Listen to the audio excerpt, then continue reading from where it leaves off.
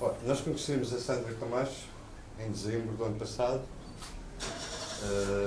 que ela chegou aqui, dentro do contexto de trabalho dela, para falar do que estava a fazer e se havia alguma hipótese de trocarmos experiências e conhecimentos. Era Natal, a Sandra veio visitar a família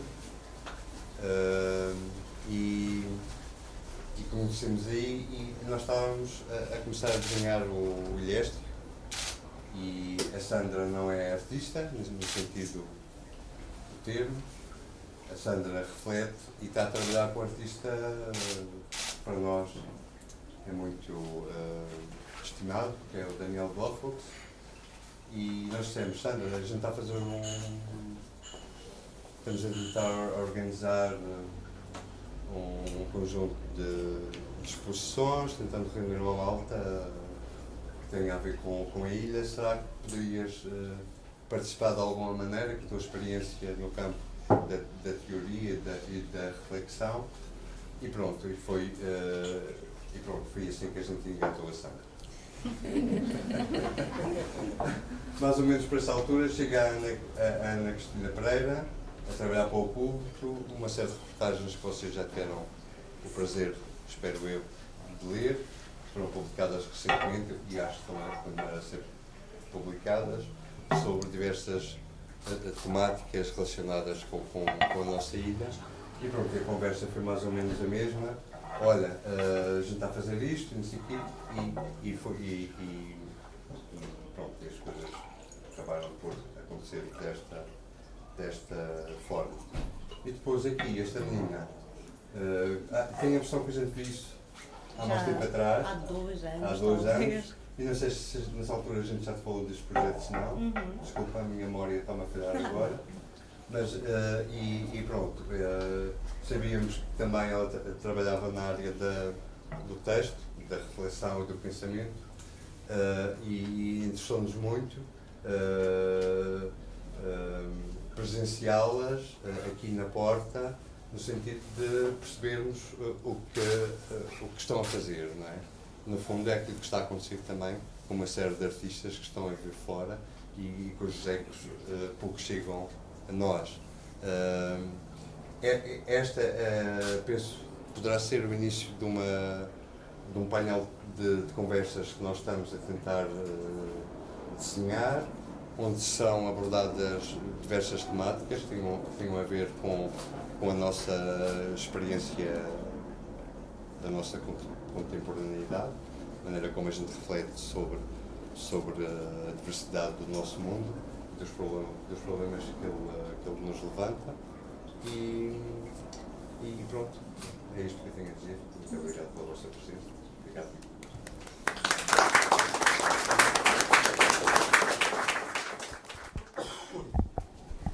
Boa tarde a todos e a todas.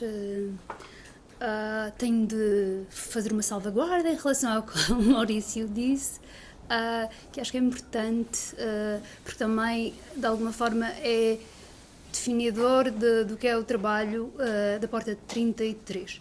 Eu vim a esta casa pela primeira vez em 91, quando entrei no ensino secundário, e durante o ensino secundário, todo o meu ensino secundário, este foi um dos antros, porque era um dos lugares de resistência da cidade e também porque era o único sítio onde se podia ter um contacto direto com a arte contemporânea. Eu disse único, depois apareceram outros e havia algumas, mas este era o sítio por excelência onde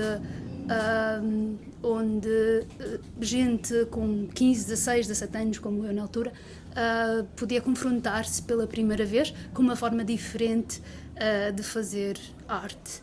E por isso sinto-me muito honrada por estar aqui, por fazer parte do Ilhéstico. Não podia deixar de vos dizer isto antes de todo o resto. O tema da conversa de hoje é um pouco mais específico. A ideia é discutir o género, a arte e o género e os mídia e a memória. Não sei se julgo que muitos de vocês terão visto um documentário que se chama Mulheres, Arte e Revolução. Eu vou-me colar um bocadinho aqui ao papel para não me dispersar, só para dizer algumas notas. Nesse documentário, que muitos de vocês terão visto, a realizadora e produtora norte-americana Lynn Ashman pede a quem visita o Whitney, que é um museu de arte contemporânea em Nova Iorque, que diga 3 nomes de artistas do género feminino. E quase ninguém consegue dizer um único nome. As poucas... o nome que as pessoas vão repetindo é o da Frida Kahlo. Como se não houvesse mais mulheres na história da arte. E isto é interessante porquê? Porque quando nós vemos esta espécie de apanhados na televisão, parece que há uma tentativa de ridicularizar o outro, de ridicularizar a nossa ignorância. Só que não era essa a lógica ou a intenção da Lynn Ashman, naturalmente. O que ela queria dizer com aquilo é que, através dos séculos, a arte, a história da arte ignorou a obra das mulheres. Era quase como se toda a arte fosse feita por homens e as mulheres, quanto muito, fossem musas ou modelos, ou quando eram criadoras eram discípulas ou fracas. Nunca ou raramente as mulheres eram dignas de ver a sua obra exposta num museu. Não podemos construir uma memória falsa do passado para responder a uma ânsia de igualdade dos dias de hoje, como ainda há pouco dizia no público o Joaquim Caetano, que é diretor do Museu Nacional de Arte Antiga. E ele tem razão, não podemos, mas podemos tentar perceber como é que as mulheres foram negociando a sua condição. Podemos tentar perceber como é que algumas mulheres foram rompendo as barreiras e foram conseguindo fazer arte. E podemos valorizar formas de arte que foram desvalorizadas ao longo dos séculos, pura e simplesmente porque eram mais associadas às mulheres. E também podemos fazer diferente hoje. Se olharmos para a programação do Elástico, por exemplo, não sei, mas gostava de perguntar daqui a pouco, se houve essa preocupação, porque há uma participação feminina e gostava de perceber se o curador teve esse fator em mente ou não. A internet veio criar um mundo de novas possibilidades, está a ajudar a construir uma memória histórica mais inclusiva. A questão é até que ponto a internet está a ser aproveitada pelas mulheres para mostrarem o seu trabalho e para expressarem as suas ideias. Estas duas investigadoras podem ajudar-nos a perceber isto. A Sofia Caldeira é doutoranda da Universidade de Ghent.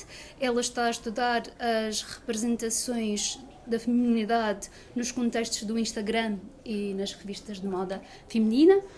E a Sandra Camacho é doutoranda na Faculdade de Letras da Universidade de Lisboa e desenvolve uma tese sobre os conceitos de arte arquivística em Daniel Blondfoss. Eu tenho dificuldade em dizer este nome. E eu começaria por desafiar aqui a Sofia a responder a algumas questões. Há mais mulheres a usar o Instagram do que homens. Tens alguma explicação para isso, para o facto das mulheres estarem a usar mais essa ferramenta? É assim, as últimas estatísticas que haviam são relativamente equiparadas, mas há uma ligeira preponderância de mulheres que utilizam o Instagram. Tudo o que eu disser é um pouco especulativo, mas pode também ser em parte porque durante muito tempo as ferramentas para produzir arte, as ferramentas para produzir mídia eram extremamente restritas. Tínhamos que passar por uma série de processos de curação que vêm de cima. Se estivéssemos a produzir para uma revista, se estivéssemos a produzir para um programa de televisão, não podíamos simplesmente criar nós próprios. E mesmo nestes meios onde se podia produzir e mulheres produziram ao longo de toda a história, o que era considerado feminino sempre foi um pouco desvalorizado. Novelas não são consideradas ficção de qualidade, revistas femininas não são consideradas jornalismo de alta qualidade, e esta desvalorização, se calhar em parte, pode ter sido o que levou miúdas, jovens, a tomarem partido de ferramentas como o Instagram e como outras redes sociais que existiram antes e que existirão depois, para poderem criar e para terem uma plataforma onde podem expor o que quiserem, QB, sem terem que estar a respeitar estes padrões da respeitabilidade que são impostos pela sociedade em geral. Quando começaste a investigar o uso do Instagram, cedo te deparaste com uma narrativa em que uma narrativa de género, não é? Em que os homens eram vistos como pessoas que partilhavam fotografias sobre coisas de que gostavam e as mulheres eram vistas como pessoas que partilhavam fotografias delas próprias, o autorretrato, a selfie, que era uma coisa mais associada a uma ideia de vaidade, de narcisismo, ou mesmo de pedido de atenção extremado. É outra vez a crítica feroz que... Sim, a questão é, essa ideia é mais uma ideia que se cria sobre o Instagram do que o que o Instagram é realmente. Quando se olha para o Instagram, repara-se que homens e mulheres fazem selfies, homens e mulheres tiram fotos do café ou do cão ou do que for. Só que todo o discurso que se constrói à volta de qualquer coisa que os jovens gostem vai ter sempre reflexões dos discursos sociais que existem. E nota-se muito, ou pelo menos no início do Instagram, notava-se muito o discurso que se fazia à volta era culpar as mulheres pelas selfies, culpar a vaidade pelas selfies e colocar selfies de homens, por exemplo, num patamar um pouco diferente. Quando um astronauta tira uma selfie, é uma coisa incrível. Quando uma mulher que ganhou um campeonato tira uma selfie, dizem, ganhou um campeonato e mesmo assim tem que tirar uma selfie. E não precisa de fazer duckface. Não, essa é outra coisa que foi vilipendiada em todo o lado, o duckface e depois determinadas poses que são muito estereotipadas como femininas, apesar de mais uma vez não serem só mulheres que fazem e que recorrem a esse tipo de práticas. Dentro da quarta vaga feminista, propaga-se a ideia da política de todos os dias, do ativismo de todos os dias, e nesta acessão, o mero ato de tirar uma selfie e partilhá-la é um ato político. Tu também defendes essa ideia, podes explicá-la? É assim, eu acho que a motivação por trás de criar uma selfie raras vezes é vista como política. Quando temos uma coisa, estamos a partilhar porque foi um dia porreiro, ou porque estamos com um cabelo incrível, ou porque estamos num lugar porreiro. As pessoas, quando fazem isso, não acho que estejam a dizer estou aqui a destruir padrões de beleza. Só que a questão é, o Instagram tem 1 bilhão de utilizadores. Desse 1 bilhão de utilizadores, raras as pessoas devem ser modelos, porque em geral na sociedade raras as pessoas são modelos. Quando se cria esta visibilidade, esta cultura visual que agora inclui muitas mais pessoas normais, pessoas que não se enquadram nesses padrões, mesmo que não se queira, isso acaba sendo político, porque cria uma riqueza visual que não existia antes. Um conceito de diversidade. Sim, que agora é acessível a qualquer pessoa. Claro, não quer dizer que eu ou outra miúda qualquer, só por partilhar uma selfie, vai ter 1 bilhão de pessoas a ver. Mas coloca-se ali numa plataforma que é pública. E acho que isso pode ter algum impacto a longo prazo.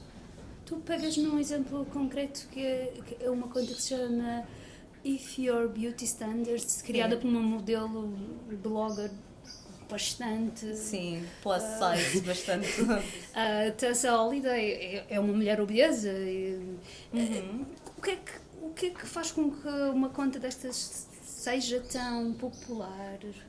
Porque a maior parte das pessoas querem ver gente que se pareça connosco e não com as modelos super perfeitas. Então, quando chega uma conta como esta, que partilha beleza em todas as formas, claro que neste contexto cultural em que o feminismo está outra vez na moda e em que há todo este discurso de diversidade que tem muito mais adesão do que tem agora, uma conta destas está a entrar em contacto com este momento histórico que estamos agora.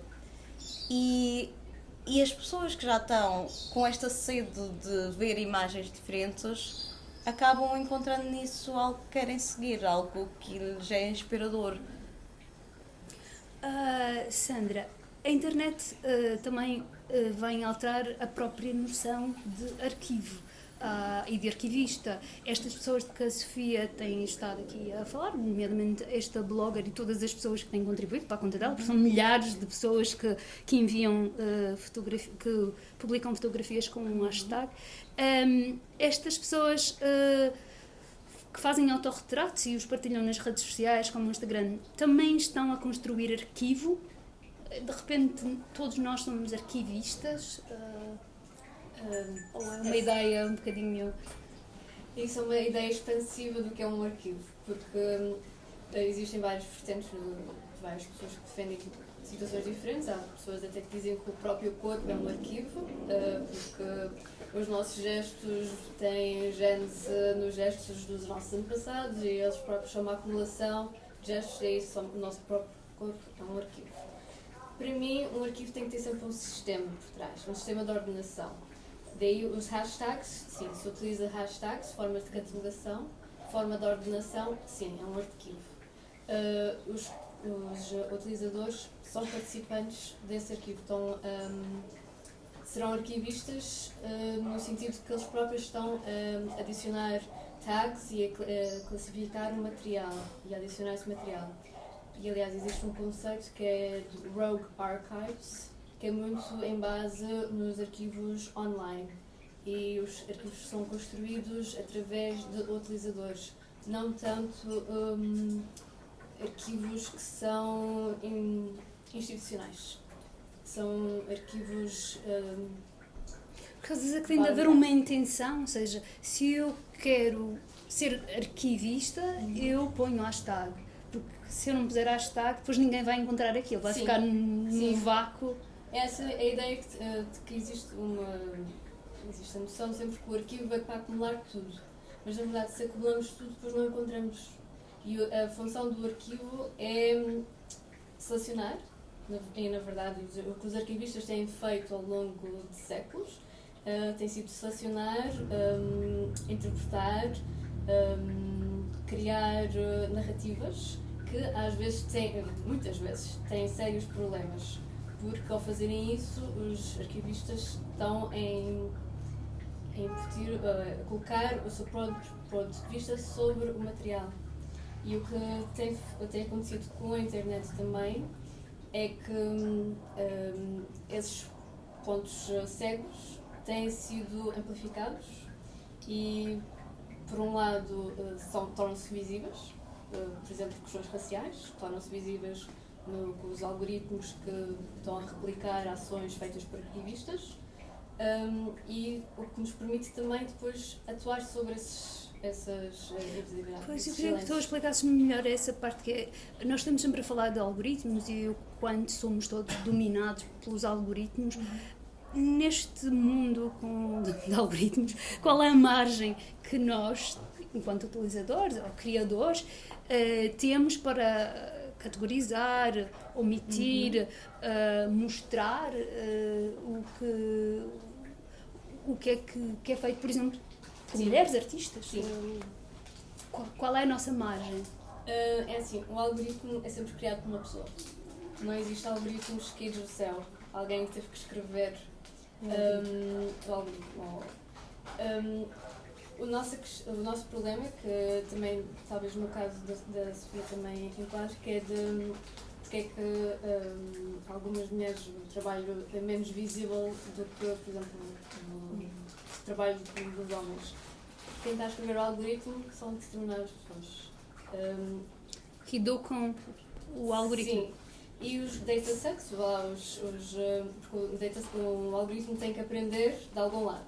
Então aprende através de conjuntos de dados. E esses conjuntos de dados, muitas vezes, são conjuntos de dados que existem desde os anos 50, que não foram alterados.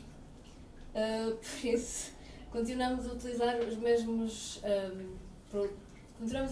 problemas que já vêm dos anos 50 e continuamos a propagá-los. A questão de se temos espaço para dar visibilidade, sim, existe sempre espaço numas contrapropostas. Por exemplo, há uma artista que é a Sharon Salmon, que criou uma plataforma pegando em que chama-se Amateurs. E a ideia dessa plataforma era, através de sistemas tipo Google, a própria plataforma funciona como se fosse uma página à la Google, vá lá. Só que vai buscar informação aos sites de busca mais populares em cada país e ordena o mesmo termo. Lá inserimos gato e ele traduz automaticamente e busca nos sites de busca mais populares de cada país e ordena-nos por país. Podemos por ordem alfabética ou GDP e aí consegues ver exatamente as diferenças de resultados de um local para o outro. E isso é uma forma de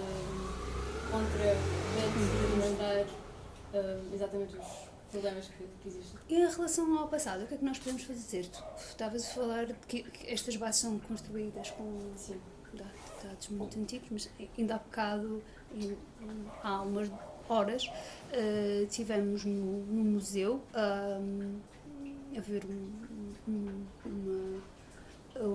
uma obra bastante curiosa e interessante. E neste momento, em Kyoto, o Conselho Internacional de Museus, que é a maior organização não governamental do setor, gostava de ter o próprio conceito de museu.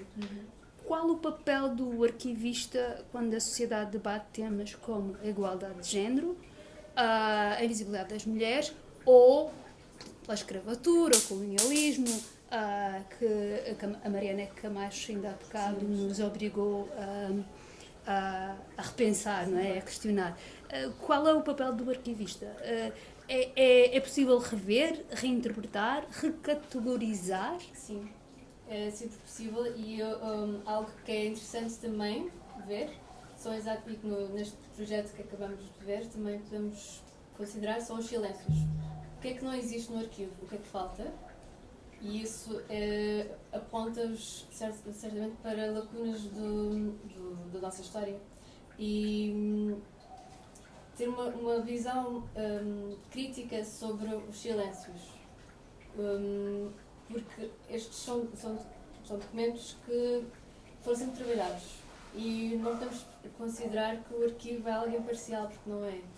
O arquivo tem sempre pessoas por trás, tem sempre uma ideologia por trás, tem sempre financiamento por trás e há um impacto no material e na forma como depois o material é acessível e como é trabalhado e dado a ver. O que alguns arquivos têm feito é convidar artistas também, e isso ajuda, é convidar artistas para investigarem o próprio material e verem o que é que podemos fazer aqui que se calhar ainda não foi considerado. Por exemplo, há artistas que vão ao arquivo e em vez de verem o próprio material, veem os índices. Vão investigar o índice do arquivo e ver exatamente o que é que foi posto assim na gaveta de baixo, em vez de E nós fomos agora ao Museu do Açúcar. Exato.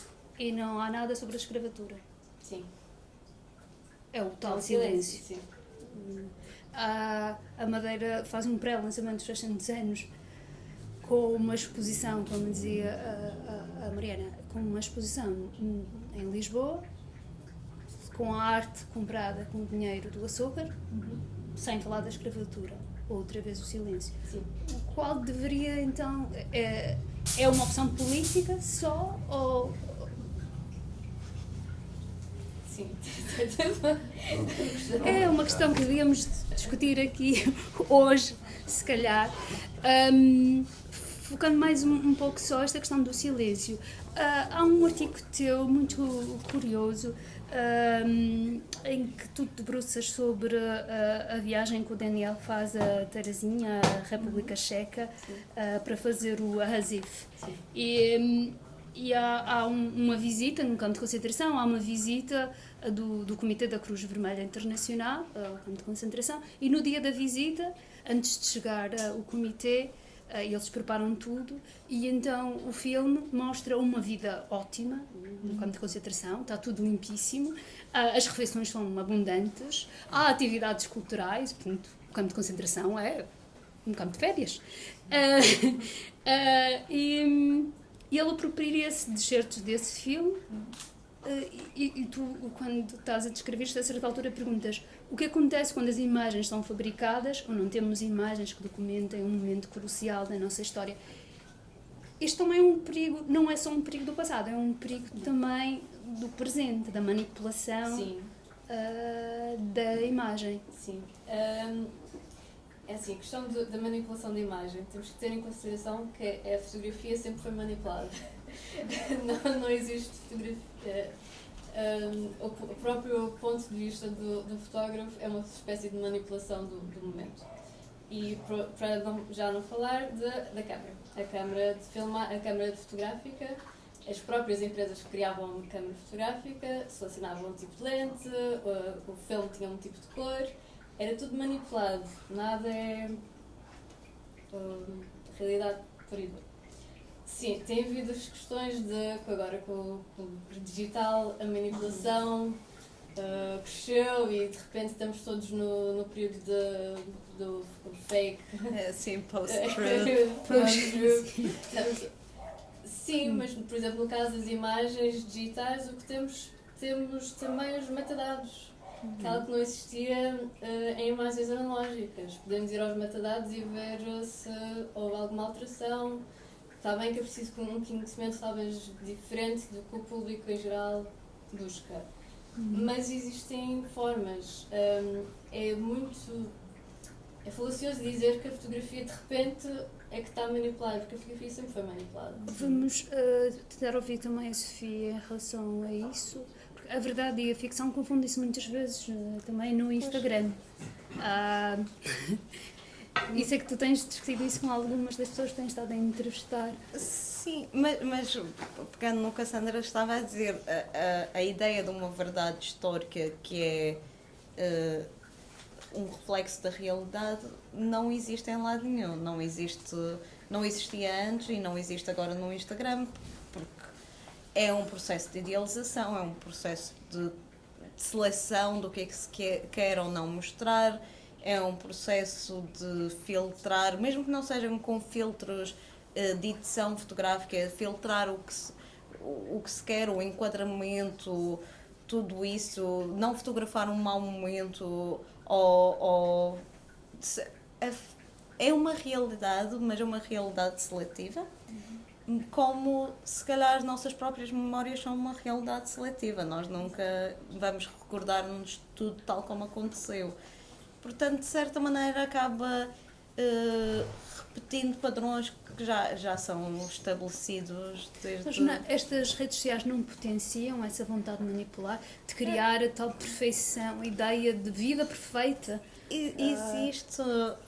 Pronto, claro que existe um desejo, especialmente quando se está a falar de uma busca por likes, existe um certo nível do que é instagramável que leva as pessoas a quererem estar de acordo com esse standard de vida e que leva, se calhar até não só na manipulação fotográfica, mas na própria manipulação da realidade que nós vivemos no dia a dia. Escolher ir a um certo lugar de férias porque vai ficar bem no Instagram, escolher tomar um café num determinado sítio porque dizem que tem uma parede muito gira e vai ficar porreiro no Instagram. Isto é muito instagramável. É uma nova palavra. Sim, é uma nova palavra, é uma consideração que muita gente acaba tendo, é uma consideração que muita gente com quem eu entrevistei sente-se mal por ter, que percebe num primeiro momento que pensou isso e depois diz porque é que eu estou a pensar nisto, o que é que me importa ter likes, eu nunca vou ser famosa no Instagram, mas é um ímpeto que temos de querer mostrar uma vida melhor do que temos. E o Instagram dá-nos uma plataforma para fazer isso maior do que fazíamos antigamente. Antigamente o que era? Era levar a roupa porreira para a escola, Ou para a missa. ou para a missa, comprar o carro X, mesmo que estivesse acima das nossas possibilidades. Só que tínhamos um ciclo restrito a quem podíamos mostrar isto. O Instagram dá-nos rédeas para mostrar isto potencialmente ao mundo inteiro, que tem algum apelo. Essas declarações que estás a preferir são referentes a pessoas comuns. Nos artistas é igual? Pois, eu vou pressupor que sim, os artistas são com a Sandra, tu é que sabes. Sim, mas tu começaste também por... Só que na altura, quando eu acompanhar estava, artistas, quando não? eu trabalhei com uma conta, eram artistas, mas eram artistas miúdos, que estavam-se a estabelecer. Só que nessa altura o que eu fiz, não os entrevistei, analisei só as imagens que eles estavam a partilhar. Portanto, o que eu tenho sobre os artistas é uma interpretação sobre o que eles partilharam no Instagram. Que, claro que é seletivo, não vão partilhar o primeiro esboço, vão partilhar um trabalho que já foi 1000 vezes tratado. Portanto, eu vou acreditar que também existe um nível de seleção e de embelezamento da realidade até para os artistas. Sim, como aquele que eu estava a dizer que eliminou as fotos. Sim. Havia um artista, pronto, ele é escritor e é fotógrafo, Teju Cole, de origem nigeriana, mas vive nos Estados Unidos. E eu estava a seguir o trabalho dele no Instagram, entusiasmada, a tirar as fotos, os screenshots, porque o Instagram tem algumas limitações em nível de conseguir tirar tudo de uma vez. Ele tinha 3000 fotos com legendas gigantes, ou seja, tinha que tirar as fotos várias vezes. E um dia ele decide apagar o Instagram todo dele e deixou só 2 imagens, ou 6 imagens. E agora eu fico na posse, ele tinha 3000, eu tenho 1000 e poucas. Tenho... Mais do que eu. Mais do que assim, talvez. E fico com a questão que é trabalho, eu próprio escrevo sobre o trabalho dele, sendo que ele é um artista que decidiu pagar o projeto. Pronto, também são outras Isso coloca-te questões éticas? Sim, algumas, porque de certa forma eu é que fiquei como parte do projeto dele, não é? Mas falaste com ele? Não, acabei por... Não, porque ele... ainda não tive essa vontade de falar e já perguntar, tipo, então o que é que eu faço com o teu trabalho? Mas o Blaufuchs, eu já falei com ele várias vezes também sobre o assunto, se ele apaga alguma coisa ou não. No caso do Blaufuchs, ele não apaga nada, até agora, felizmente, para mim. Então também tem outra... Sim, mas questiono-me se devo continuar a olhar para... ou se simplesmente eu falo só... Pronto, e ele apagou. Arte efêmera.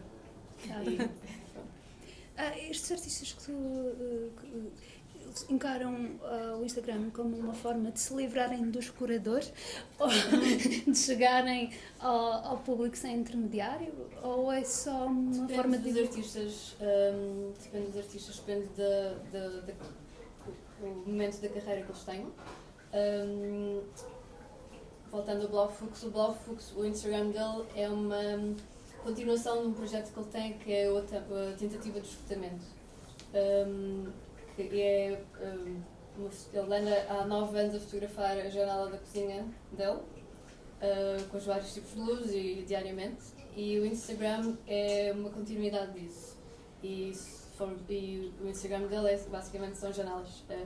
Tem outros posts pelo meio, mas é principalmente a tentativa de esgotamento. É uma continuação da exploração que ele tem sobre o medium, porque o Blaufuchs tenta sempre pegar no medium que ele está a trabalhar e expandir ao máximo, puxar tudo. E isto é uma continuação do que ele tinha feito com Polaroids. porque o próprio Instagram foi baseado no Polaroid, no formato Polaroid, e o próprio logo era Polaroid. Por isso é uma continuação desses projetos. Há outros artistas que usam o Instagram como diálogo. Há o David Campany, que tem um projeto que é um diálogo com uma artista russa, que é a Anastasia, que eu esqueço de dizer o sobrenome dela, o sobrenome russo, em que o David publica uma foto, a Anastasia responde, ele publica uma foto, ela responde. E o Instagram deles é este ping-pong de imagens. É um E diálogo. depois tem também a questão, como tu falaste do nível da carreira deles, Sim. depois isso interseta com outras questões de identidade. As tais contas de artistas, que são projetos artísticos, não são artistas individuais, ambas trabalham com pessoas, artistas que têm mais dificuldade em se estabelecerem no meio artístico tradicional. Uma das contas, que era o Art Ho Collective, trabalhava com miúdos, jovens de cor, ou mulheres ou queer, que não conseguiam ter acesso às estruturas de galerias, também por questões económicas, e então usaram o Instagram como ponto de lançamento para o trabalho deles. E depois daí já fizeram algumas exposições coletivas, têm agora noites de spoken word, têm noites de música, e o Instagram para eles foi uma maneira de atingirem um público que não iam conseguir chegar e também de entrarem em contacto com o resto do meio artístico com o qual eles não tinham contacto pessoal.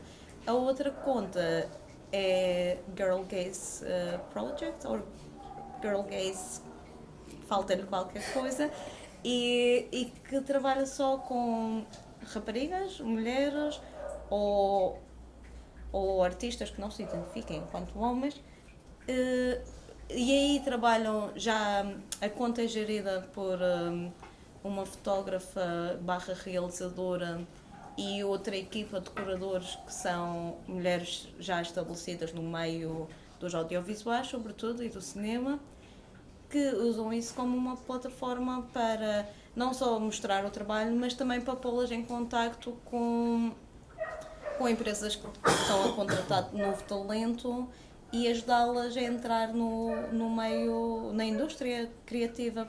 Portanto, tem muito a ver com uma interseção toda de questões, desde a posição dos artistas, à idade deles, ao género, à raça. Sim.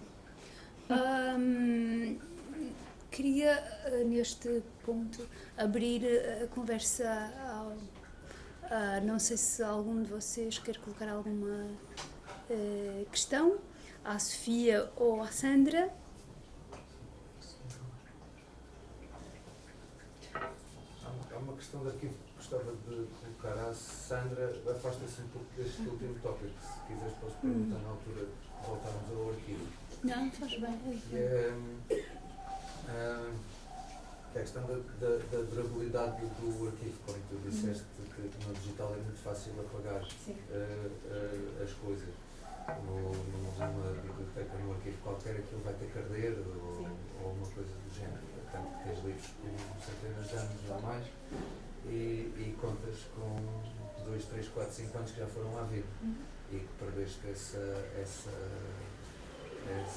coisa. Isso por acaso era uma coisa que eu queria perguntar antes Mas qual é a pergunta? Quando Nós estávamos não... a conversar um bocado, mas assim, acho que também tem o seu bom momento. E era essa questão da não sei se estou a colocá-la bem, mas a questão da durabilidade dos arquivos. Parece-me que isso tinha também a ver um pouco com a tua tese e a tal comparação que estavas a fazer do arquivo, do fluxo do analógico e do digital. Mas há uma ideia de que nada desaparece, que está tudo Do para lá, digital, sim. que fica sempre algures, nós não sabemos onde, mas está lá. E por isso debate também o direito ao esquecimento, né? O direito a apagar, o direito a desaparecer. Se é um apagão, os últimos 20 anos não há vida, por exemplo. Tinha que ser muitos apagões, mas sim. Sim, um verdadeiro, assim, um apagão. Sim, um grande apagão. Sim, a tecnologia, o problema das novas tecnologias é sempre que nós não sabemos quanto tempo é que elas duram. Por exemplo, as VHS duram 15 anos. CDs nós andamos a pensar tipo 5, 10 anos. HDs também 5, 10 anos. O que muitos arquivos começam a fazer é replicar. A segurança para o arquivo é replicar, não é só migrar, é ter tipo 50 backups em vários materiais. Microfiche continua a ser estranhamente microfiche, das coisas mais duráveis, apesar de não serem exatamente fáceis de ver nem de usar. Mas sim, o arquivo tem apropriam as novas tecnologias, sim, o pensamento que utilizam nas novas tecnologias deriva de pensamento anterior. E o que o arquivo digital permite é abrir o campo, abrir para pessoas que não costumavam ir aos arquivos poderem pesquisar, poder trocar, tipo, estás aqui, podes pesquisar alguma coisa, um arquivo que tem acesso fechado para algumas coisas, mas por acaso tem esta obra online, consegues ver, mas depois tens a desvantagem que tens que ter sempre o backup em físico. Não existe só na cloud, porque na verdade a cloud não é cloud, é um campo gigante de transformadores e servidores. Sim. Não é Deus. Não é Deus, não. É engraçado porque houve uma altura em que eu sou da malta dos livros, né? E conheço várias pessoas que a certa altura decidiram que está tudo na internet. Então não é preciso ter bibliotecas em casa, pode-se dar os livros todos. E depois começaram a perceber que a relação com o físico é de facto completamente diferente da relação que se tem com o digital, a forma como se lê, a forma como ai, desculpa-me, falta uma palavra.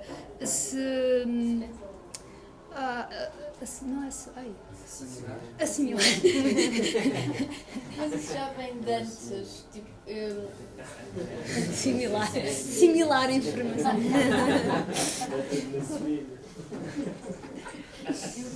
Mas é como eu estava a dizer, nada disto é novo. Tipo, o Nietzsche estava a ficar cego, ele descobriu uma máquina de escrever.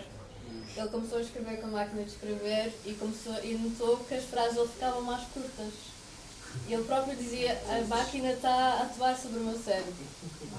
Por isso não é novidade esta história de a forma como as tecnologias que usamos sim têm impacto na forma que pensamos e na forma que nos comunicamos e tudo. Isto já vem de trás. Eu acho que tem a ver muito com a atenção. Há estudos também feitos em relação a isso. Essa comparação com o livro físico e nos conteúdos digitais muitas vezes tem a ver com a atenção que é dada ou que não é físico. É com o livro físico que não nos manda uma notificaçãozinha. Sim, e não tem 50 links no meio a dizer vai para aqui, vai para ali, vai para aqui. Mas cada vez mais está tudo centrado no aparelho só. Então, por exemplo, pode-se ver muita coisa aqui, pode-se fazer fotografia, pode-se ver. Mas será sites, que... pode-se ver não sei o quê. Isso também Já. divide um pouco a própria atenção. Mas será que eu lembro quando via as pinturas, quando ia para a biblioteca da escola e ficava a levar os livros de impressionismo, tinha sempre uma vontade de ver a pintura verdadeira e chegar lá ao pé dela. Mas no digital às vezes já não me acontece. Tipo, digital, quando alguém apresenta alguma imagem digital, parece que por um lado já não torna-se banal e já não queres ver aquela pintura.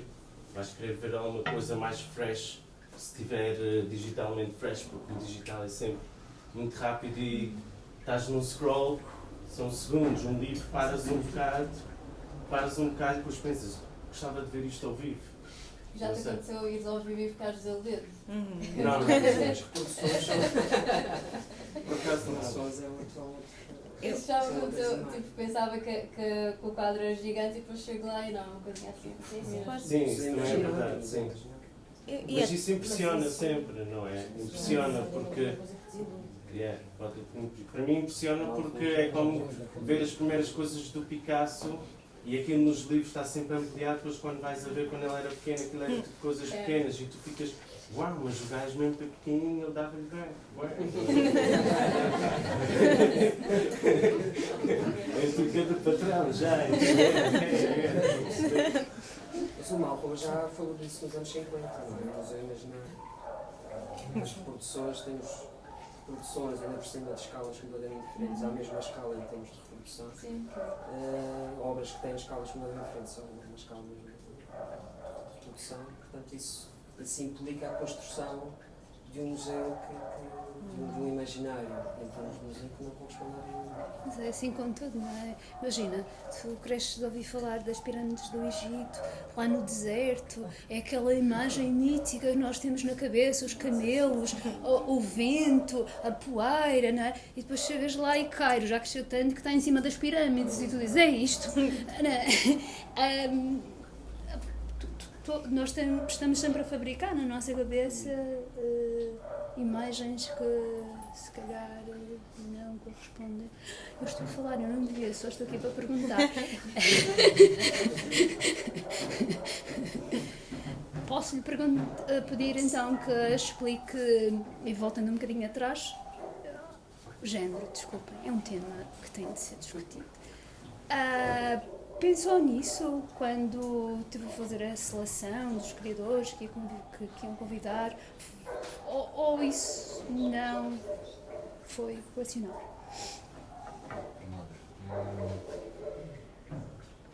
Seria equacionável se eu chegasse à conclusão que havia 39 homens e uma mulher. Em qualquer contexto em que eu trabalho, quando faço uma exposição, primeiro temos que ver uma coisa. Este contexto é especial. Já tem à partida, já tem uma base de seleção, não é por género, não é por estilo, é geográfico. Essa é uma primeira circunstância. A segunda circunstância foi, essencialmente, pensar na pregnância do trabalho. E quando faço exposições, tento, na medida possível, pensar sempre na qualidade, embora esta palavra, como dizia o Alberto Carneiro, é uma palavra muito traiçoeira, não falamos nada. Todas não estamos a pensar em qualidade, estamos a pensar em outra coisa. E deveríamos pensar em outra coisa. Mas para facilitar, vamos falar nesses termos. Porque os equívocos são imensos. A questão do género, os equívocos são imensos. Eu vou dar só um exemplo. Posso-me gabar disto, historicamente posso-me gabar disto, e é uma coisa que, enfim, já tenho idade para me poder gabar de algumas coisas. E fiz o convite, e promovi, e concretizei a mais radical exposição feminista alguma vez feita em Portugal. No Porto 2001, pela Uta Metabauer, que é uma das grandes comissárias pensadoras sobre as questões de feminismo, e fez uma exposição brilhante. E ao anunciar, por exemplo, a programação do Porto 2001 da Feira da Cultura, eu disse que um dos eixos fundamentais, havia dois eixos fundamentais, que era a questão da descoberta da cidade, por isso mesmo, a exposição que esteve por trás do Ilheste, que chamava-se Squatters, no Porto, foi feita em 2001 também, com 96 artistas internacionais em vários espaços da cidade. Foi esse modelo que eu sempre tentei, entre aspas, vender à Cecília e ao Maurício, e depois tentamos vender à Carla dos Vistos. Toda a gente aceitou, felizmente. Mas essa exposição criou um eixo em que eu dizia a importância da reflexão sobre o papel da mulher na arte contemporânea e sobre as questões de visibilidade e invisibilidade. Podem agora imaginar que nós tínhamos um período de candidatura de projetos de cerca de 8 meses, portanto choveram milhares de projetos para a capital europeia da cultura. Portanto, podem imaginar os equívocos criados por isto, ou seja, a a partir de certa altura, tudo que fosse exposição só de mulheres deveria quase obrigatoriamente ser integrado. Quando íamos a ver o conteúdo, eram coitadinhas, eram senhoras que botavam flores e não sei o quê. E portanto tive aí que partir de pé e explicar: não, estamos aqui a fazer um trabalho diferente. E curiosamente, para falar da relevância de algumas exposições e como isso tem um impacto real, talvez é uma história que a maior parte de vocês não conhecem, como tem um impacto real na vida. Uma das participantes na exposição First Story era a Rebecca Gompertz, que é a famosa promotora do famoso também Barco Lobo. Ela não pôde vir ao Porto, estava a receber um prémio em Nova Iorque no dia da inauguração da First Story, mas vieram pessoas que estavam a trabalhar com ela. E durante o período da exposição fizemos um encontro juntamente com plataformas cívicas atuantes, que tinha acontecido, como sabem, aquele mal falado primeiro referendo sobre o aborto. E, portanto, promovemos um segundo referendo, um segundo momento de reflexão sobre essa questão, porque se estava a preparar o segundo referendo. E, se bem se lembram, o Barco do Aborto veio a Portugal, porque o Paulo Portas queria mandar canoadas, não é? Eu estive no barco. Portanto, o Barco do Aborto veio a Portugal por causa de uma exposição de arte contemporânea. Isto é importante que se diga, porque às vezes as pessoas não conhecem a história. Mas uma exposição que refletia sobre o papel da mulher de uma forma, também detesto a palavra, mas de uma forma digna. Ou seja, porque esta história de juntar mulheres e dizer que isto é uma exposição feminista é o maior equívoco que há. Mas é isso que acontece, eu diria, em 80% dos casos. Fui muito atacada agora recentemente, porque fiz na Faculdade de Belas Artes do Porto, pediu-me para fazer uma exposição que trabalhasse com o património das Belas Artes. E lá está, são os tais equívocos. E eu disse: vou fazer uma exposição sobre este património e vou expor só mulheres. E é claro que isso cria logo também uma espécie de expectativa em que as pessoas projetam na discursividade aliada a uma exposição aquilo que não pode ser projetado. Porque as mulheres que eram alunas de Belas Artes nos anos 60 podiam ou não ser feministas. Claro. Não é? Helena Almeida hoje em dia é integrada em todas as exposições feministas que se fazem pelo mundo fora, quando ela própria sempre disse: eu não sou feminista. E, portanto, isto são coisas muito complicadas, não são só termos. Ela recusasse o convite. Ela foi convidada, não? Ela foi convidada, mas recusava, mas o que ela explica é: se quiserem ver o meu trabalho pôr em contexto com a produção de outras autoras, podem pôr. Mas se calhar, se perguntarem 80 dessas autoras que estavam na exposição, como foi feita, por exemplo, nos Estados Unidos, também dariam o mesmo. Mas, digamos, eu isso aí também não vou entrar por aí, porque são discursos que se fazem sobre essa tal questão, é editar a realidade, não é? Depois cada um edita, cada um assume as suas responsabilidades, etc. Mas estava a dizer, estes contextos são sempre muito complicados. E eu sei, por exemplo,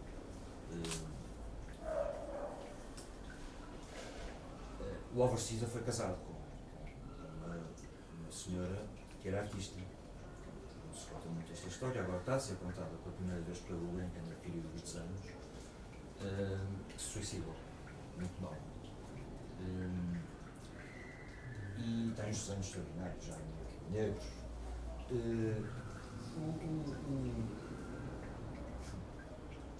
Tinha uma irmã, por exemplo, nós fomos tentar os depoimentos das pessoas que estavam vivas, não é? Porque eu escolhi essencialmente artistas dos anos 60 e 70. E tinha uma irmã que disse: eu tinha uma prova, e muitos dos trabalhos que ficam nas Belas Artes são provas de final de curso, não é? E no depoimento que ela deu, uma pintura abstrata, bonita, dos anos 60 e poucos, 62, bastante até precoce. Mas ela dizia: eu realmente não podia para que é que eu ia ser artista se na escola, de facto, os exames que eu tinha era de gajos malcriados, a fumar, migrenos e tal. E aí sim percebi que pronto, esta foi uma artista feminista e na desistência até. Desistência porque o paradigma do que era ser artista nos anos 60 em Portugal ainda era aquele paradigma do gajo. Mas Não agora, é a mesma coisa que acontece em Nova Iorque, quer dizer, a escola mas agora, desculpe só dizer uma coisa, agora no Porto, e a diferença entre eles e o... Deixa-me só acabar para dizer uma coisa. Nós em Portugal temos um paradoxo enorme. Estamos a falar destas coisas, de arte, não sei o quê, mas as pessoas muitas vezes esquecem-se que as mulheres não votaram até 70 e... Acho que não votaram antes da Revolução, não. Um ano por engano. Tinha que ser autorizado pelo marido. O primeiro ano depois da instauração da República, as mulheres podiam votar, porque esqueceram-se de meter na Constituição, dizia todos os homens livres e não sei o quê que tenham terreno. E então chegou lá uma mulher que era viúva, portanto tinha terreno e foi votar. No momento em que perceberam o engano, então corrigiram, é dizer. Mas só depois da Revolução, de facto, e o voto universal se concretizou. Isto é importante não esquecer, quer dizer, estamos a falar de há 100 anos atrás. E é este o paradoxo, porque se repararem, apesar de tudo, quando tu dizias, como as pessoas perguntam nomes de artistas nos Estados Unidos, mulher, isso também me parece que é um bocadinho editável, essa conclusão de pessoas que vão ao Whitney só sabem dizer o nome da Frida Kahlo. Parece um bocadinho. É um documentário, não fui eu que o fiz. Parece uma realidade. É um documentário bastante conhecido. Editável. Mas a questão é que, de facto, nós fazemos uma pequena constelação e o que é que vemos? Vemos Vieira da Silva, vemos Lourdes Castro, vemos Helena Almeida, vemos Paulo Arrego e vemos Joana Vasconcelos, por exemplo. Só para fazer assim, e estes nomes estão mais na ponta da língua, se calhar, do que muitos outros nomes para o comum dos mortais. Não é? Se for à rua perguntar quem é a artista portuguesa, ou o artista português mais conhecido hoje em dia, vão-lhe dar o nome de uma mulher, com certeza. Vão dizer Joana Vasconcelos. Isso garante. Sim, uma das duas será. Este é o paradoxo que nós vivemos. Agora, todos nós sabemos que temos problemas na sociedade portuguesa com questões de género, temos problemas com questões de racismo, temos, enfim, eu contigo ontem tive uma conversa sobre isto, não é? Eu estava a ter uma discussão acesa sobre se éramos ou não racistas, os portugueses. Claro que somos racistas. Uns sim, outros não. Uns até são antirracistas. Não, somos racistas todos. De uma forma mais ou menos suave. Uns até são antirracistas. Somos todos racistas. E no calor da discussão, de repente a pessoa estava a discutir comigo. E eu dizia assim, mas tu não achas normal que no Porto, até há 10 anos atrás, praticamente não se visse um negro na rua? E ele disse a coisa mais extraordinária. E eu dizia, mas não vieram milhares depois do 25 de Abril, não achas estranho que não fossem para o Porto? E ele disse-me assim uma coisa, mas o Porto é muito frio. Portanto, é este racismo implícito que faz com que nós tenhamos que admitir que somos todos racistas. Atenção, todos. E a consciência coletiva desse racismo, das questões de género, etc., ao nível das artes visuais, está agora a começar a ser trabalhado. É muito curioso, na literatura trabalhou-se um bocadinho, no cinema menos, e então nas artes visuais, praticamente há um hiato de 20 anos, até uma geração nova de artistas ter começado a trabalhar isso. Porque durante 20 anos, portanto estamos a falar de 84 até 94, meados dos anos 90, digamos que até aí uma professora de Angela Ferreira, que veio da África do Sul, começou logo a trabalhar sobre essas questões. Mas se tu pensares naquilo que foi o período de 74, mesmo a seguir à Revolução, até os anos 90, nas artes visuais, muito pouca gente tratou a questão colonial. Muito pouca gente. Agora ainda estamos a começar. Há uma espécie de recalcamento. Muitas vezes tem até a ver com questões familiares. É muito bonita uma peça, por exemplo, de Daniel Barroca, que descobre um álbum de fotografias do pai, em que tem fotografias que ele trabalha. São as fotografias normais das pessoas como é que se diz, os soldados lá na messe, a beber minis, não sei o quê, era o álbum. Depois, entretanto, ele descobre dentro do álbum, que estava aqui um bocadinho descolado, ele vai ver e tem as fotografias mais horrendas, os gajos a pegarem em cabeças de negros, decapitadas, não sei o quê. Tem um trabalho muito bonito, que é uma fotografia pequenina dele, de infância, não é? E depois por trás uma dessas pequenas fotografias em que se vê um soldado a segurar a cabeça. Portanto, é esse exercício de memória que é preciso fazer. de facto, Mas nesse exercício, há bocado disse uma coisa que acho que me interessa, pelo menos neste debate, voltar um pouco atrás. Quando mencionas artistas que dizem que não são feministas, e se calhar não são, também queria dizer que uma coisa. Agora no Porto, não sei, porque ainda não vi nenhum, mas no Porto há uma série de cartazes daquela coisa, a iniciativa liberal, e eles perguntam assim: se quer pagar menos impostos, como é que é? Quer pagar menos impostos, quer que toda a gente tenha ADCE, quer não sei o quê, então é liberal e não sabe.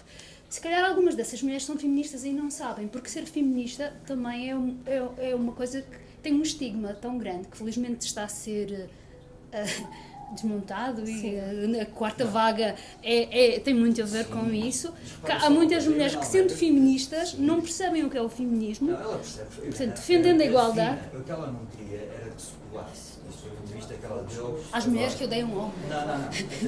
O que ela não queria era que se colasse um discurso que ela, no fim da vida, infelizmente, começou a ver prevalecer. Porque ela é, de facto, o exemplo de feminismo mais puro que há. Ou seja, ela conseguiu, entre aspas, apagar a carreira de um marido, começaram ao mesmo tempo como artista, para ser o marido a fazer todo o percurso de fotografia. E só no fim da vida é que apareceram os dois. Era sempre o marido que lhe tirava as fotografias. Durante 40 anos. Querem um atestado maior de feminismo doméstico. Pá, é pelo menos um atestado de generosidade do marido dela. É um homem. Com certeza. Mas essas questões, eu acho que muitas vezes têm a ver com estas etiquetas. Os artistas muitas vezes não gostam de ser etiquetados, ainda bem. Mas têm a ver com essas etiquetas. Depois cola-se e é muito difícil. Palavreiro é isto. É outro. E as pessoas têm uma espécie de categorização e é muito fácil depois também isso, enfim, desbater aquilo que é muito importante no trabalho. Alguma questão que queiram colocar? Maurício, estás tão silencioso.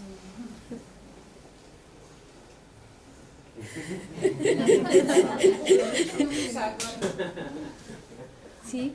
Quer dizer, na questão do Instagram ou outra rede social, se estudam de alguma forma o tempo que as pessoas estão a dedicar à montagem dessa perspectiva que querem passar através dessas redes, e como é que esse tempo poderia ter também implicações?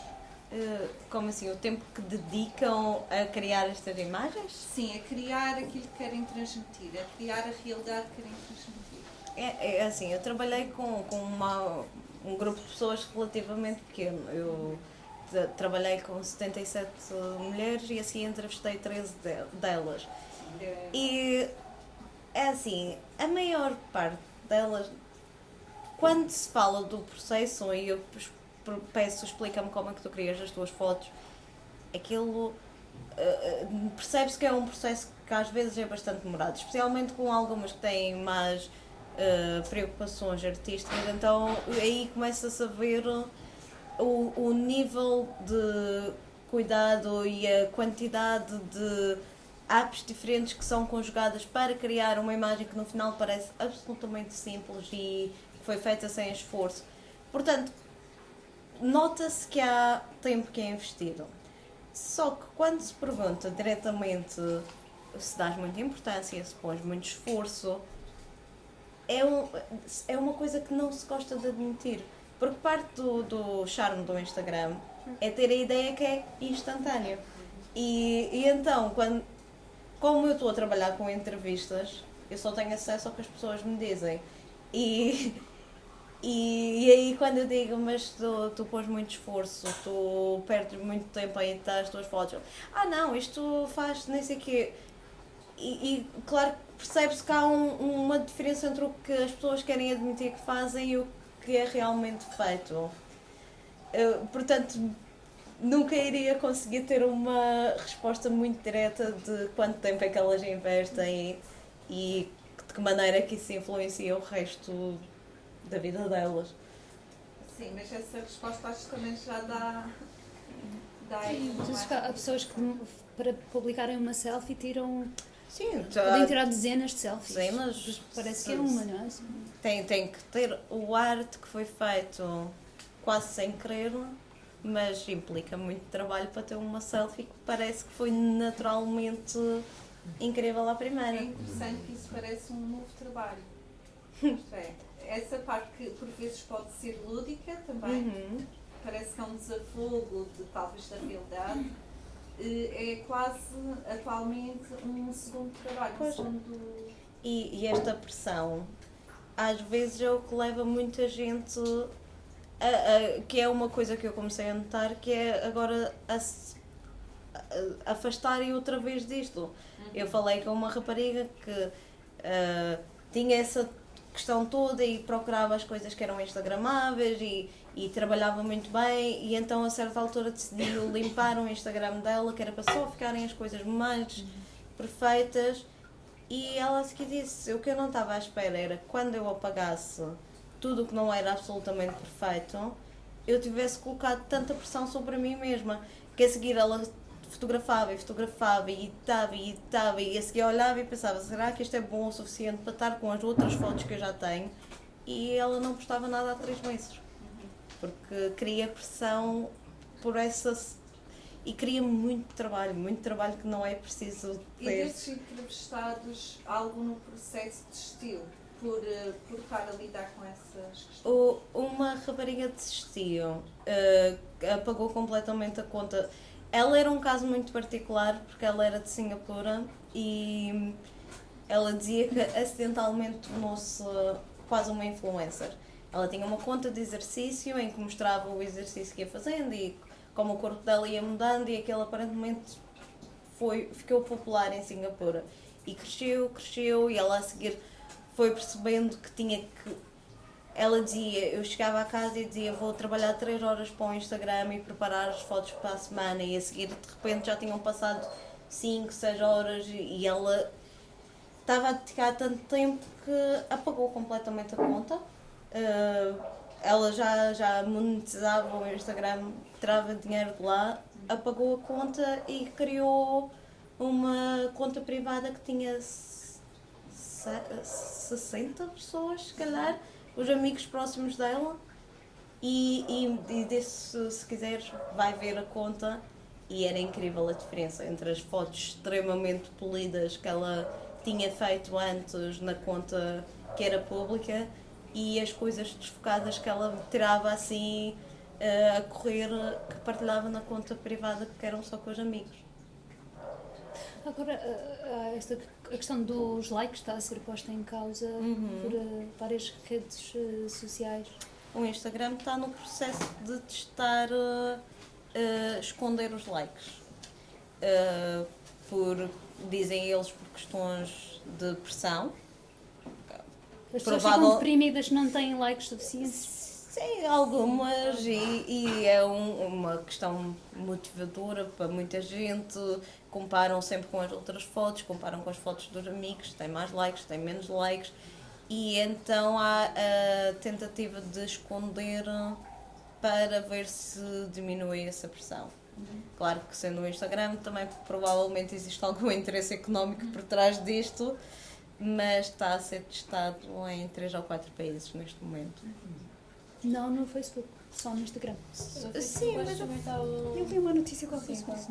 Mas o Facebook é o pai da mente. Pois, e o Facebook neste momento não tem assim muito impacto na vida dos miúdos.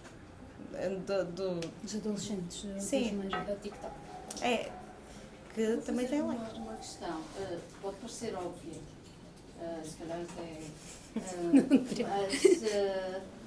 o que eu julgo é que a dimensão que atinge atualmente o número de utilizadores registrados no Instagram Instagram se calhar tem a ver com o facto de cada vez mais se valoriza a imagem e há muito gente a se interessar por refletir sobre a sua própria condição, sobre a sua própria existência. Concorda? Discorda? Pode relativizar? Depende das pessoas, porque algumas pessoas são muito autorreflexivas sobre as coisas que criam no Instagram. Apesar de ser uma rede que é baseada na imagem, é incrível a quantidade de pensamento que muitas vezes está por trás. Até porque não é uma coisa que se faça inconscientemente, portanto obriga a considerar a sua posição em relação ao mundo. Portanto, eu não acho que seja puramente vaidade ou puramente mostrar. Implica um certo cuidado. Sim. Não. Por exemplo, aquele artista que eu estava a dizer que apagou, ele mesmo antes de ter apagado tudo, ele próprio controlava as fotos que eram postas e se alguma não tinha um número de likes, que ele não dizia qual era o número de likes que ele considerava ideal, se não tinha esse número de likes, eventualmente ele havia de apagá-las também. Que não sei o que é que, se isso depois também teve a ver com a decisão de eliminar tudo, mas por isso os próprios também há artistas que sentem essa pressão e que têm essas considerações também. E acho que o processo de usar o Instagram é sempre uma série de reflexões, mesmo que não sejam diretas, mesmo que não sejam explícitas na cabeça de quem está a usá-las, porque são tantas pequenas seleções de isto é mostrado, mas isto é só mostrado de maneira efêmera que desaparece, isto é arquivado, isto é apagado, isto é filtrado desta tal maneira, isto é partilhado com um hashtag arquivado desta maneira, associado a esta determinada conversa que está a existir, porque também os hashtags acabam juntando com uma espécie de conversa online constante. É muito... É uma coisa que implica um certo pensamento. Mas, se calhar, a intenção de criar, de associar um hashtag a uma determinada foto pode deixar de ter essa lógica de arquivamento. Pode ser simplesmente eu quero que a minha foto apareça quando alguém digitar o hashtag. Mas de certa forma aí tornas-te um participante da criação de um arquivo. Sim, mas eu acho mais em termos de produção. Sim. Do que uma lógica para a posteridade. Mais para aparecer do que para... Sim, mais para aparecer do que significar. Isso depende, depende de quem cria. Acho que é inevitável, a questão aqui, independentemente do que a pessoa quer fazer, é que o hashtag inevitavelmente já faz parte de um arquivo. Quer a pessoa esteja a pensar nisso ou não. É automático. Acho que era mais... Pois. É automático. E arquivo já é pesquisável. É pesquisável, porque arquivo dentro das categorias. É arquivável. Ou seja, está debaixo da letra, não, mas... Eu queria só, se calhar, mencionar aqui uma coisa que se passa com a minha atividade como técnico de som, como sound designer. Gravo imenso som. Gravo, por vezes, com a saída de campo, sou capaz de fazer 3.000 clipes, se for o caso disso, ou então faço um grande e depois vou cortá-lo e arquivá-lo. Se eu não fizer nada disto, nem eu próprio consigo encontrar, quer dizer, se calhar consigo porque estive lá. Mas se eu passar isso para o meu colaborador, ele vai fazer um trabalho muito mais difícil que o que eu fiz quando fiz a saída de campo. Eu acho que a parte pesquisável, a parte... Tu também sabes disso? Sim, tem esse problema. Se tu não arranjas um hashtag, algo que classifique, seja o objeto que for, um ícone, ou até podíamos discutir aqui a questão da identidade, ou, por exemplo, falando dos dispositivos, que eu decidi falar sobre isto ainda há pouco, não queria interromper, que acho que também tem a ver com o nosso comportamento. Eu acho que tivemos aí isto do face recognition não ser, digamos, o nosso hashtag. Eu acho que até a Google teve há bem pouco tempo, porque amigos meus disseram que encontraram no Flickr, acho que é assim, não uso essa plataforma, porque na rede deles a minha cara aparecia várias vezes nos nossos juntamentos. E portanto criou-se aqui uma forma de arquivo pelo reconhecimento facial. Ora, se eu tiver a gravar este trabalho que tivemos a gravar com o Hélio e com o João, e a uma determinada frequência o dispositivo reconhece esta frequência, esta amplitude, ele vai arrumar o meu arquivo e vai dizer: Eduardo, está aqui, se calhar é melhor veres estes ficheiros, porque se calhar para o teu trabalho é interessante. Eu acho que nesta discussão do arquivo, acho que é sempre interessante pensar numa forma fácil de catalogar e, posteriormente, encontrar o que se procura, se a nossa condição de utilizador é efetivamente a de encontrar aquilo que se procura. Faz sentido isto? Faz sentido. Agora, isso anula qualquer intimidade que uma pessoa possa ter. Eu não gostava de ser pesquisada. De acordo, mas na condição de eu aceitar. O Elastic tem um arquivo digital brutal. Porque todos os artistas e todas as pessoas. Sim, a própria nossa privacidade. Mas se nós estivermos a ver estas plataformas como uma ferramenta de pesquisa e de encontrarem uma imagem, nós todos soubemos que o Elastic não está promovido aí em cartazes gigantes como estão as coisas que nós vemos sobre outras lojas e outras coisas. E então a única coisa que nós temos realmente de chegar, não só às pessoas daqui da ilha, mas pessoas que estão fora e querem encontrar e querem pesquisar alguma coisa que nós estamos a desenvolver, nós usamos estas plataformas como uma ferramenta de criar um arquivo instantâneo, rápido. É o que as pessoas querem hoje, é rápido. E tiro a fotografia, quero ver. Não vou usar um rolo para esperar até revelar e depois vou usar um digitalizador, passar a fotografia analógica para o digital. Não, é tudo rápido. E todos nós tínhamos essa consciência e todos começamos dentro do digital a ter uma linguagem. E eu acho que todos que estão dentro do Instagram sabem que houve uma linguagem partilhada digital sobre a nossa exposição e que vai ter durante estes 3 dias e que, quer queiramos ou quer não, há o lado positivo, há o lado negativo. Mas nós estamos a assumir isso e bola para a frente, porque isto é preciso produzir.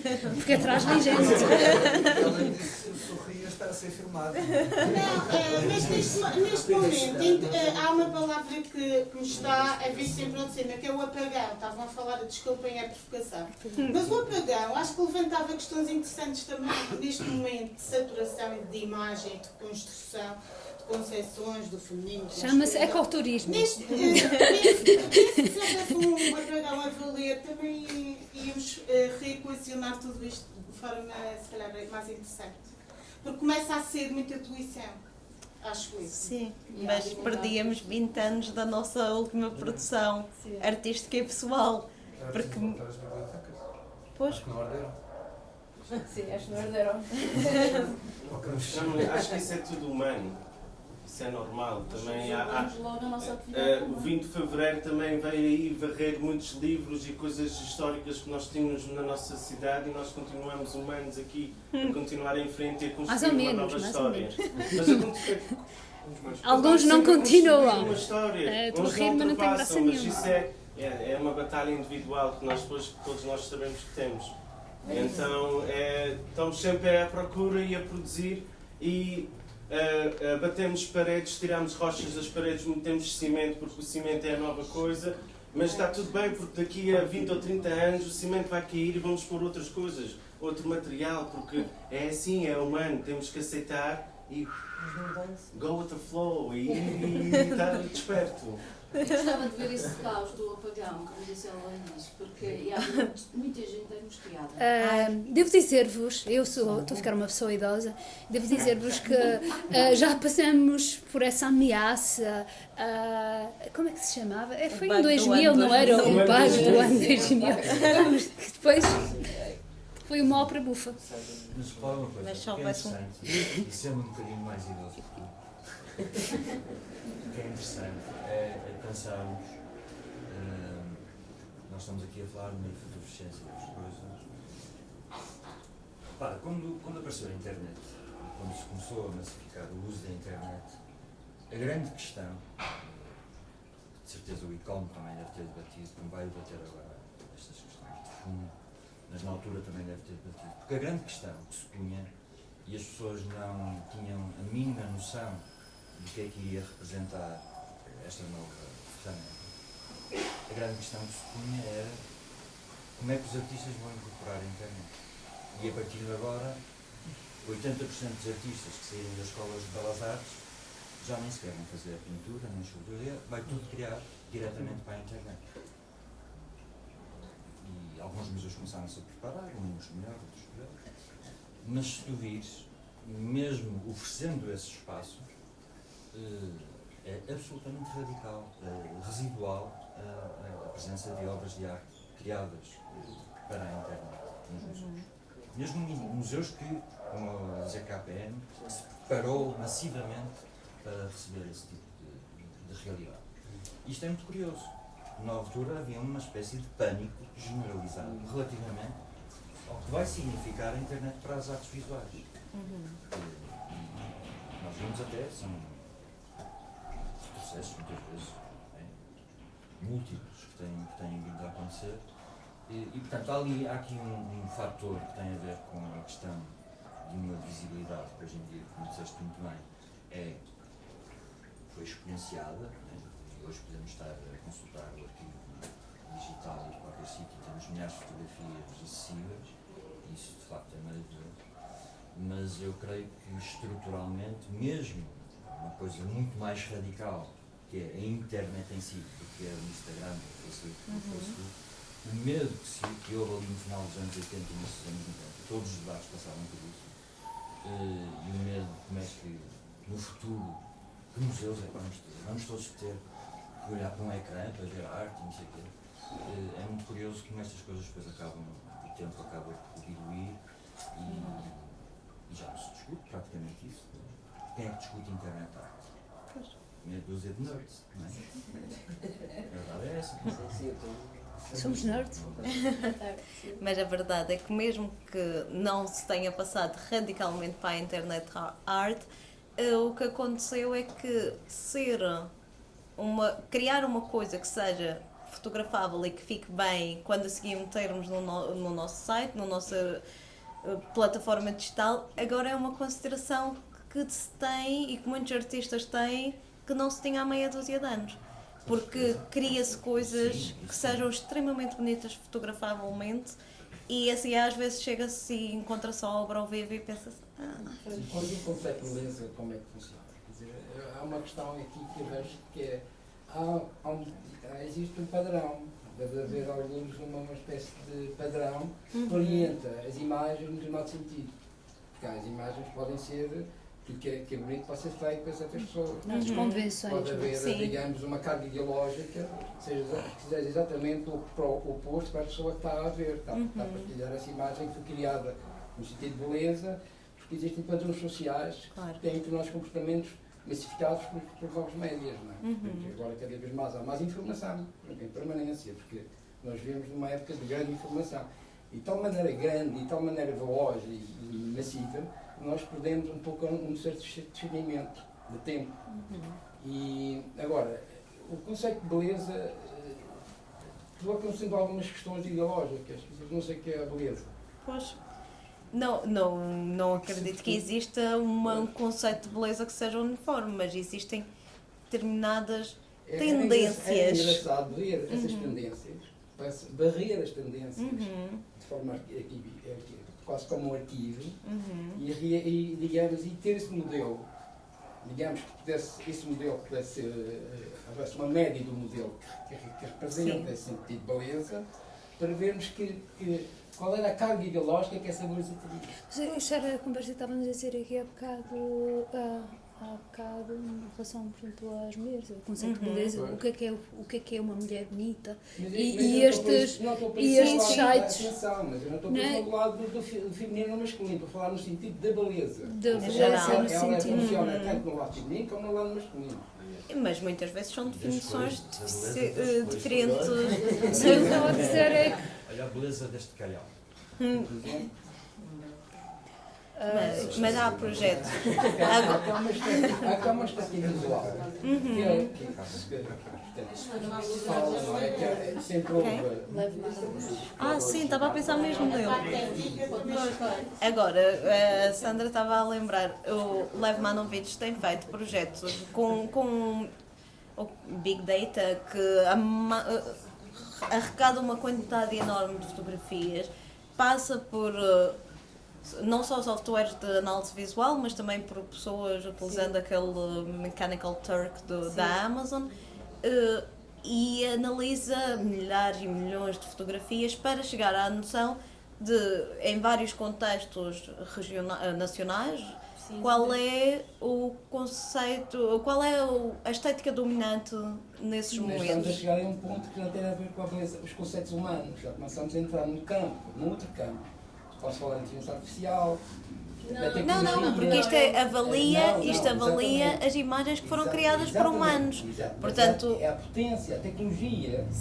Sim, a tecnologia só fez a leitura, só recolheu critérios, porque a leitura. Sim, mas há uma coisa. Critérios definidos para pelos fazer humanos. uma afinição dessas camadas e camadas de imagens que nos sufocam de certa maneira. Existe, digamos, informaticamente processos de chegar a padrões que humanamente seria um bocado impossível. Sim, mas por exemplo, esta história de usar há uma plataforma da Amazon que é o Mechanical Turk. E o que ele faz? Não, espera. Este é um serviço. Este é um serviço que contrata muitas pessoas e cada pessoa faz uma pequena tarefa. São pessoas. Sim, são pessoas, porque ele percebeu nesta altura, isto foi o quê? 2006? Qual? O Selfie City, por exemplo. Foi 2012? Não. 2012, 2013. Sim. Ele percebeu nessa altura que usar um software de análise imagética pura e duro não ia funcionar. Então usou este serviço em que muitas pessoas. Sim, e tem várias pessoas. Cinema, por exemplo, também temos sim, e cada imagem é avaliada por várias pessoas para ter a certeza que eles estão a ver a mesma coisa e a concordar na leitura que fazem. Exatamente, que o mundo, a história da humanidade está cheia desses júris e dessa opinião de conjunto. Não é? Sim. Vai mudando, vai formulando as nossas mentes. Há esse aspecto também que é preciso perceber, é que a tecnologia, que é uma ferramenta tremenda, é uma revolução nos comportamentos do fogo, desde com o cinema, a fotografia. Nós somos seres essencialmente tecnológicos, não há dúvida nenhuma, mas há questões que se levantam, que é, nós temos que questionar algumas coisas daquilo que é maravilhoso, há questões também negativas nessas coisas. E quando se fala em informação, por exemplo, o excesso de informação também é uma questão. Eu só sou capaz de reagir e já preciso que alguém faça triagem da informação. Há uns senhores que chamam jornalistas que fazem triagem. Tudo a gente faz parte disso. Ninguém escapa. E as pessoas são, os também são, digamos, também eles próprios produzem informação. Sim.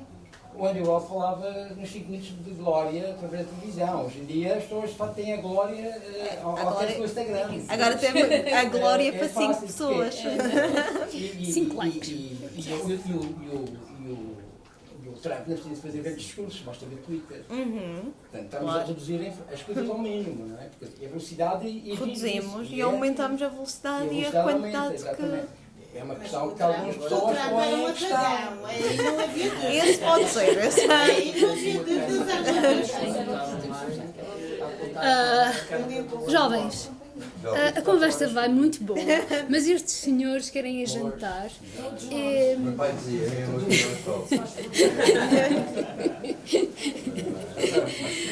Foi um gosto estar aqui convosco, espero que tenha sido interessante para vocês conversar com estas duas investigadoras. acabar com música, fechar a loja.